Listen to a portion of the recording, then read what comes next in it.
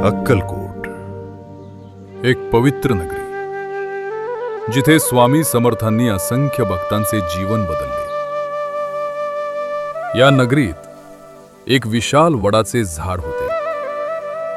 त्या झाडाखाली स्वामी समर्थ शांतपणे बसत आणि भक्तांना दर्शन देत असत। दररोज अनेक भक्त स्वामी समर्थांच्या दर्शनासाठी येत असत। कुणी समस्या सांगत असे, कुणी फक्त दर्शन घेऊन समाधानी होत असे। स्वामी मात्र शांतपणे सर्वांना आशीर्वाद देत असत।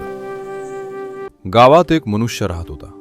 त्याला असा भयंकर आजार झाला होता की गावातील लोक त्याच्याजवळ येण्यासही घाबरत होते।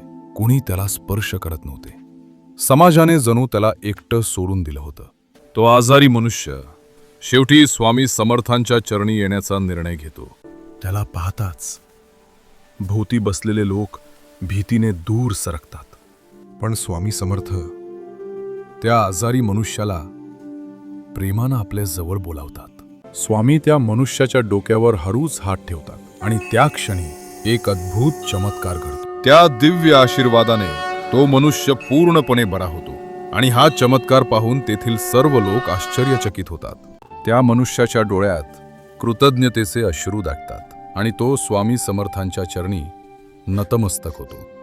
स्वामी समर्थ असेच शांतपणे भक्तांवर कृपा करत असत। म्हणूनच म्हणतात, अशक्य ही शक्य करतात स्वामी समर्थ।